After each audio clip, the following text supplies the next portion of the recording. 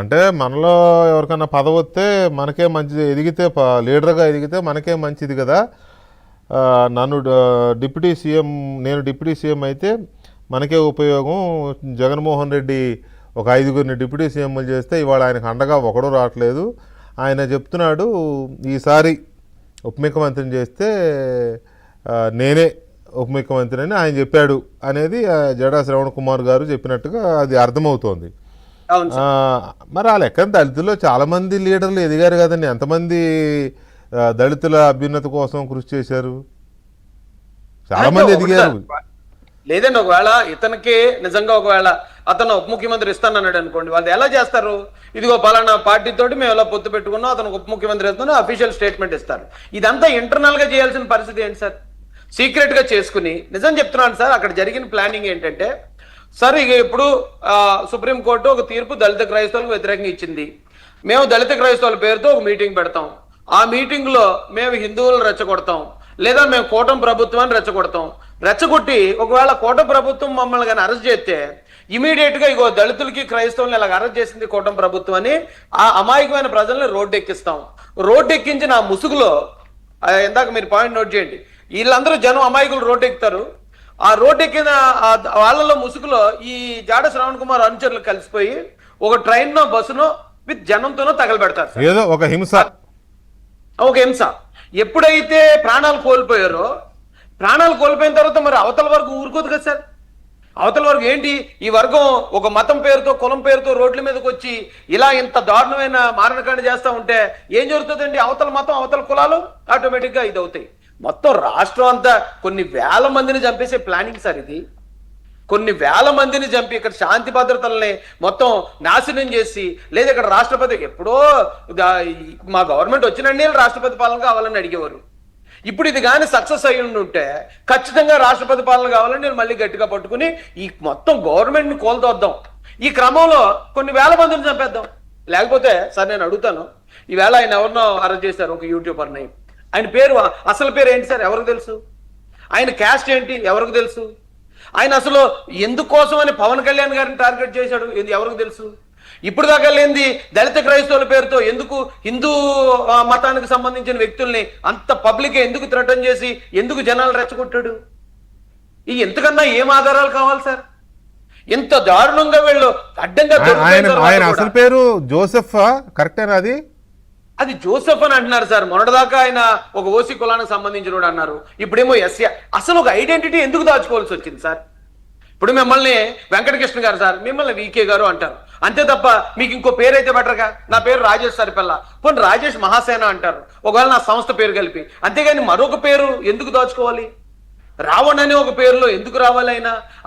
ఆయన ఎస్సీయో తెలీదు, క్రిస్టియనో తెలీదు, మరొకటో తెలియకుండా. ఇప్పుడు కసబ్ను మనం అరెస్ట్ చేసాం సార్. కసబ్ పాకిస్తాన్ మన వాళ్ళు వాదిస్తే పాకిస్తాన్ కాదని పాకిస్తాన్ అంటారు. ఎందుకంటే వాళ్ళకి ఒక ఐడెంటిటీ ఉండదు. ఒక ఐడెంటిటీ లేని వ్యక్తిని ఈ సమాజంలోకి చొప్పించడం ఎంత ప్రమాదం అంటే అది మనకి ఎగ్జాంపుల్ కసబ్బే సార్. అలాంటి ఐడెంటిటీ లేకుండా ఎందుకు వీళ్ళు పనిచేస్తున్నారు? ఎందుకు వీళ్ళు వెనకతలు వీళ్ళు అరెస్ట్ చేస్తే వైసీపీ కార్యకర్తలు వెళ్ళి అది మళ్ళీ దళిత మూసుకేసుకుని ఎందుకు ధర్నాలు చేస్తున్నారు? సినిమాల్లో కూడా లేవు సార్ ఎంత ఎంత ఎంత దారుణమైన స్ట్రాటజీలు. ఇలాంటి స్ట్రాటజీలు ఎప్పటికప్పుడు దొరికిపోతున్నారు సార్ వీళ్ళు. అయితే దీని వెనక అంటే ఈ రకమైన అతను ఎవరో అన్నాడు, మనం ఎదగాలంటే లేకపోతే మీరు హైలైట్ అవ్వాలంటే ఏదో చేయాలి మనం, అప్పుడు రైలు దాగలు పెట్టాడు, మనం కూడా రైలు దాగలు పెట్టాలి, సంథింగ్ ఏదో అతను అన్నాడు. దీని వెనక కేవలం నన్ను ఉప ముఖ్యమంత్రిని చేస్తాడు జగన్మోహన్ రెడ్డి అని చెప్పాడు అని జడా శ్రవణ్ కుమార్ గారు అనడాన్ని బేస్ చేసుకునే దీని వెనుక వైసీపీ కుట్ర హస్తం ఉంది అని అనుకుంటున్నారా? ఇంకా వేరే కారణాలు ఉన్నాయా? తర్వాత రెండోది అసలు జగన్మోహన్ రెడ్డి గారు జడా శ్రవణ్ కుమార్ గారి మధ్య ఈ రకమైన సంభాషణలు, ఈ రకమైన రాజకీయపరమైన అవగాహనలు ఉన్నాయని నేను కూడా ఆశ్చర్యపోతున్నా విని. సార్, గతంలో కాపునాడు మీటింగ్ జరిగినప్పుడు కూడా ఆ జరిగిన అల్లర్లకి ఏదైతే ట్రైన్ తగలబెట్టిన దానికి అక్కడ ఉన్న కాపులు మేము ఎవరో కాదని ఇచ్చిన స్టేట్మెంట్లు మనందరికీ తెలుసు సార్. అక్కడ అప్పుడున్న తెలుగుదేశం గవర్నమెంట్ అస్థిరపరచడానికి ఎక్కడి నుంచి ఒక గ్యాంగ్ తిరిగింది, పలానా జిల్లా నుంచి వచ్చింది, వాళ్లే తగలబెట్టారు అనేది కూడా జగమెరిగిన సత్యం అండి అది. అలాగే ఈ యాక్సిడెంట్ కేసు, ఆ ప్రవీణ్ పగడాల గారి యాక్సిడెంట్ కేసులో వైసీపీకి సంబంధించిన వాళ్ళే వచ్చి కుల మతాలను రెచ్చగొట్టడం అనేది మనం అందరం చూసాం సార్. ఇక్కడ కూడా ఎప్పుడైతే ఇంటర్నల్ గా ఈ డిప్యూటీ సీఎం అనే ఇది జరిగిందో, ఆ డిప్యూటీ సీఎం నీకు ఇస్తాను ఖచ్చితంగా. ఇప్పుడు వీళ్ళ స్ట్రాటజీ ఏంటండి? చంద్రబాబు నాయుడు గారు అభివృద్ధి చేయట్లేదని చెప్పగలరా? సంక్షేమం జరగట్లేదని చెప్పగలరా? లేకపోతే పవన్ కళ్యాణ్ గారు ఎక్కడ గ్రామీణ ప్రాంతాల్లో రోడ్లు వేయట్లేదని చెప్పగలరా? ఏమీ చెప్పలేరు. కాబట్టి వీళ్ళ దగ్గర ఉన్న ఒకే ఒక ఆయుధం కులాన్ని మతాన్ని రెచ్చగొట్టడం మాత్రమే. ఆ రెచ్చగొట్టే క్రమంలోనే ఇతనికి ఇది ఆఫర్ చేసి, నువ్వు గనక విజయవంతంగా అల్లర్లు చేసి 1000 మందినో 10,000 మందినో చంపించేసి ఈ రాష్ట్రాన్ని అస్థిరపరిస్తే నీకు డీసీఎం ఇస్తాను. ఇంకా అంతకు మించి లేకపోతే ఇతనే ఎవరు సార్? 71 కోట్లు వచ్చాయి, ఇతనికి ఏముందని? ఇతనలా డీసీఎం అవుతాడు? ఇతను ఒక ఎమ్మెల్యేకి పోటీ చేస్తేనే 71 కోట్లు వచ్చినాడు. నేను డీసీఎం అవుతాను, మీరందరూ కూడా నా క్యాంప్ ఆఫీస్కి వచ్చేద్దరు కానీ నేను డీసీఎం అవ్వబోతున్నాను ఏంటి? ఆ ఊహాజనితమైన మాటలు ఎలాగొచ్చేయండి అవన్నీ? ఖచ్చితంగా ఇంత పెద్ద కుట్ర సార్.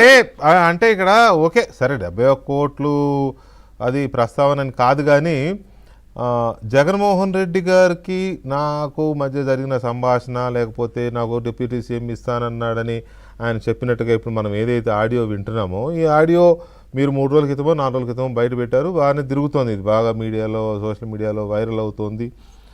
ఆ రోజు మీరు చెప్పారు, ప్లే చేశారు, మళ్ళీ ఇప్పుడు ప్లే చేశాం కదా.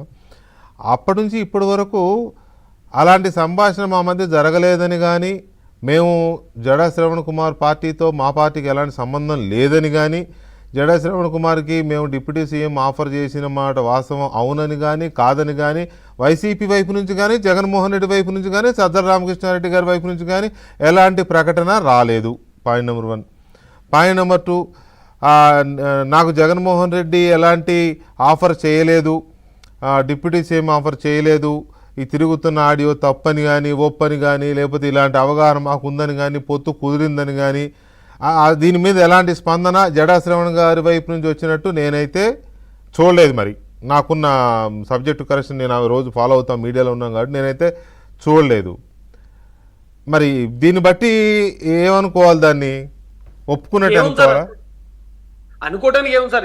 నేను ఇందాక చూశాను సార్, ఎవరో అడిగారు, ఒక జర్నలిస్ట్ గారు అడిగారు, ఇలా మీద ఒక వాయిస్ రాయేష్ మాస్ అని బయట పెట్టాడు, అదేంటి మరి దాని మీద మీ స్పందన ఏంటంటే, ఏ వాయిస్? నేను ఎక్కడ విన్నాను? నేను చూడలేదు. ఏంటి రాష్ట్రం అంతా తెలిసిపోయి వీళ్ళ బండారం బయటపడిపోయి మొన్నటిదాకా వీళ్ళ వెనకాతల వైసీపీ కార్యకర్తలు సపోర్ట్కి వెళ్తే వేళ ఎవరో పట్టించుకున్నప్పుడు, వీళ్ళు దళిత క్రైస్తవుల తరపున మాట్లాడతానన్న ఏ ఒక్క దళిత క్రైస్తవుడు కూడా వీళ్ళ కుట్రను అర్థం చేసుకుని, అమ్మో ఇదంతా డీసీఎం కోసం ఇటు చేస్తున్న డ్రామా అని వాళ్ళందరూ వెనక్కి తగ్గిన తర్వాత ఇది తెలియకుండా ఉందా?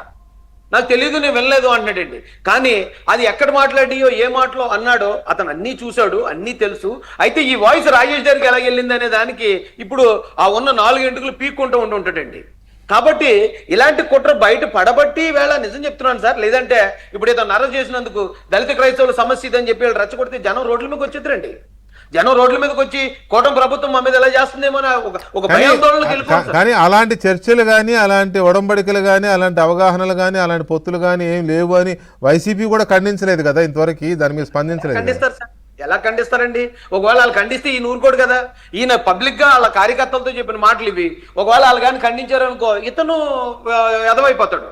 ఇదేంటి మీరు నాతో చెప్పి మీరు ఎలాగ అన్నారేంటి, మళ్ళీ ఎందుకు ఖండించారని చెప్పి ఇతను మళ్ళీ అలా వాళ్ళ మీద రివర్స్ అయ్యే పరిస్థితి వస్తుంది సార్. ఒకటే చెప్తాను సార్, ఇప్పుడు ఈ రావణ్ అనే ఆయనకి ఎలాగైతే ఐడెంటిటీ లేకుండా అలాంటి వ్యక్తుల్ని సమాజం మీద కుదులుతున్నారో, ఈ జడ శ్రవణ్ అనే వ్యక్తి కూడా ఇతను 2019లో ఎలక్షన్ కంటెస్ట్ చేశాడు సార్. అప్పుడు ఈ జై భీమరావు పార్టీ కాదండి, ఇతనికి అంతకు ముందడుగు ప్రజా పార్టీ అనే పార్టీ పెట్టాడు సార్. అప్పుడు ఇతను దళితుడని ఎక్కడ చెప్పుకోలేదు, ఇతను వెనకాతల అంబేద్కర్ గురించి మాట్లాడలేదు, ఎవరి గురించి మాట్లాడలేదండి. దాంతో పోటీ చేసి ఎప్పుడైతే నేను అరెస్ట్ అయ్యానో, నన్ను జగన్ అరెస్ట్ చేశాడో, అప్పుడు నా కేసుల గురించి మాట్లాడితే ఇతను లైమ్ లైట్లోకి వచ్చి, అప్పుడు అంబేద్కర్ అనే ఈ బ్రాండ్ బాగున్నట్టుందని అక్కడికక్కడే మళ్ళీ ఇంకో పార్టీ జై భీమ్ భారత్ పార్టీ అని పెట్టాడు సార్. మళ్ళీ ఆ పార్టీ కాదని ఇప్పుడు జై భీమరావు భారత్ పార్టీల పేర్లు మార్చుకుంటూ పోతున్నాడు. ఇతను ఎక్కడ పనిచేశాడో, ఎన్ని రోజులు పనిచేశాడో, ఎందుకు తీసేశారో తెలీదు. ఆల్మోస్ట్ ఇతను కూడా ఐడెంటిటీ హైడ్ చేసుకుని తిరుగుతున్న ఒక ముసుగు దొంగ. వీళ్ళు ఎందుకు పార్టీలు మారుస్తారో, పార్టీల పేర్లు ఎందుకు మారుస్తారో, ఎందుకు గతంలో 5 కోట్ల రూపాయలు అడిగాను నేనని పబ్లిక్ గా చెప్పిన వ్యక్తి, 5 కోట్ల రూపాయలు అడిగాను నేను ఒక్కొక్క ఎమ్మెల్యే సీట్కి 170 స్థానాలకి, నాకు 5 సీట్లు అడిగాను, ఇవ్వలేదు కాబట్టి దేర్ ఎండ్స్ ద మ్యాటర్ అని పబ్లిక్ గా చెప్పిన వ్యక్తి ఎంత సిగ్గు లేకపోతే మళ్ళీ దీంట్లోకి వస్తున్నాడు. ప్రజల కోసం నేను మాట్లాడుతాను, పోరాడుతానని ఎంత సిగ్గు లేకుండా మాట్లాడప్పుడు మీరు అన్నారు ఇందాక, పొత్తు అనేది అడగొచ్చు తప్పలేదు, సీట్లు అడగొచ్చు తప్పలేదు, డబ్బులేంటి? డబ్బులు ఎందుకు అడగాలి? డబ్బులు అడగటం అంటే అది బ్లాక్ మెయిలింగ్ కదా. మీరు కానీ నాకు డబ్బులు ఇవ్వకపోతే నేను మీ పార్టీని ఓడించడానికి పనిచేస్తాను, నేను మంగళగిరిలో పోటీ చేసి నేను లోకేష్ గారిని ఓడిస్తానని బ్లాక్ మెయిల్ చేసిన ఒక బ్లాక్ మెయిల్ కదా. టికెట్ ఇవ్వడానికి ఇలాంటి డబ్బులు blackmail. అడుగుతున్న ఈ రోజుల్లో పొత్తు పెట్టుకోవడానికి డబ్బులు అడిగితే తప్పేంటి? అసలు పొత్తు పెట్టుకోవడం డబ్బులు అడుగుతారా సార్? ఎందుకు అడగకూడదండి? ఎందుకు అడగకూడదు? ఆయన దగ్గర లేవు రాజకీయం చేయడానికి డబ్బులు, టికెట్ ఇవ్వడానికి డబ్బులు తీసుకుంటుంటే రాజకీయ పార్టీలు ఈ రోజుల్లో. అవును, పొత్తు పెట్టుకోవడానికి మరి నాకు డబ్బులు ఇస్తేనే నేను మా వాళ్ళని గెలిపించుకోవాలి అని అడుగుంటాడు, తప్పేముంది? పొత్తు పెట్టుకోవడం డబ్బులు అడగటం ఏంటి సార్ అసలు? అరే పొత్తులో సీట్లు కాదు అడుగుతారు. కాదు రాజేష్ గారు, టికెట్ ఇవ్వడానికి డబ్బులు తీసుకోవడం మొదలెట్టిన దగ్గర నుంచి, ఓట్లు వేయించుకోవడం కోసం డబ్బులు ఇవ్వడం మొదలెట్టిన దగ్గర నుంచి ఇంకా ఇది అది అది ఎక్స్పాండ్ అయిపోతూ ఉంటుంది. ప్రతిదానికి డబ్బే, పొత్తు పెట్టుకోవడానికి డబ్బే. పొత్తులో ఉన్నోడు గెలవాలంటే ఆ పార్టీకి 4 సీట్లు ఇస్తే 4లో కనీసం 3 గెలవాలంటే దానికి డబ్బులు కావాలి కదా. ఆ డబ్బులు ఆయన దగ్గర లేవు. పొత్తు ఎవరితో పెట్టుకున్నాడో వాళ్ళే ఇవ్వాలి. సార్ బిజినెస్ మ్యాన్ సినిమాలో మహేష్ బాబు గారి డైలాగ్ ఉంటుంది సార్, నేను క్రైమ్ ని నేను జనరలైజ్ చేసేస్తాను, లీగలైజ్ అంతే చేసేస్తాను. అంతే, ఇది కూడా అంతే. రాజకీయం కూడా మనీ ఇదే మానిటైజ్ అయిపోద్ది, ప్రతిదీ మానిటైజేషనే.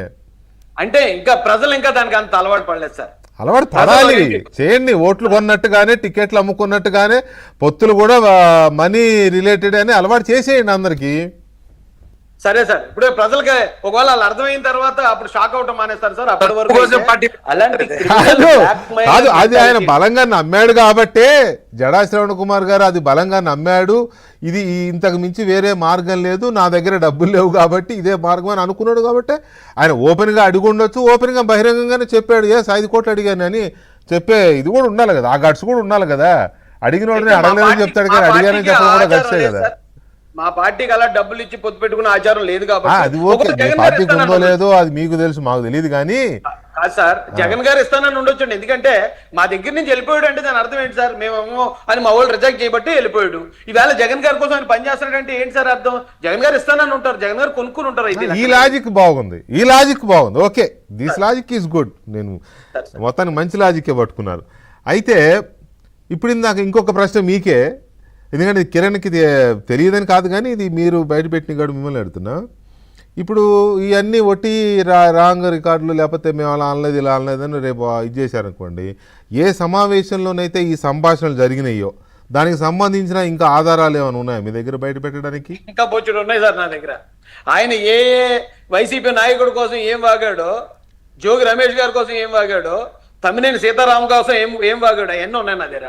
అతను అది ఫేక్ అని చెప్పమనండి, అవన్నీ బయట రిలీజ్ చేస్తాను. వాళ్ళు వ్యక్తిగతంగా ఏమైనా చేసుకుని సార్, రాష్ట్ర ప్రభుత్వం మీద ఒక కుట్ర జరుగుతుందనే ఆధారాలు ఉన్నప్పుడు ఈ పార్టీకే మీ ప్రభుత్వము మీ పార్టీ దీన్ని పార్టీకి సీరియస్ ఇష్యూగా టేకప్ చేయాలి కదా, ఎందుకని ఇంకా జరగలేదు? నేను 3 రోజుల క్రితం కూడా ఇదే క్వశ్చన్ అడిగాను మిమ్మల్ని. సార్ ఏమన్నారు సార్? నాకు వాయిస్ కట్ అయిందండి. ఇప్పుడు ఇంత పెద్ద కుట్ర జరుగుతుందని బలంగా నమ్ముతున్నప్పుడు, ఆధారాలు కూడా ఉన్నాయి అనుకున్నప్పుడు దీని మీద యాక్షన్లోకి దిగాలి కదా ప్రభుత్వం తరపు నుంచి. సార్ అది ఆ ఏర్పాట్లన్నీ జరుగుతున్నాయి సార్. అంటే ఇది ఇప్పుడు మా ఆడియో క్లిప్స్ కదా సార్, ఆడియో క్లిప్స్ ని ఎక్కడ ఉన్నాయి, ఎంతవరకు ఉంది ఏంటి అనేది ఇవన్నీ పరిశీలనలో ఉన్నాయి సార్. ఖచ్చితంగా వాళ్ళ మీద తీసుకునే చట్టపరమైన చర్యలు దీని ద్వారా కూడా తీసుకోవడం జరుగుతుంది సార్. రైట్. కిరణ్ రాయల్ గారు, ఈ కుట్ర ఉందని, ఈ కుట్ర జరుగుతోందని జనసేన కూడా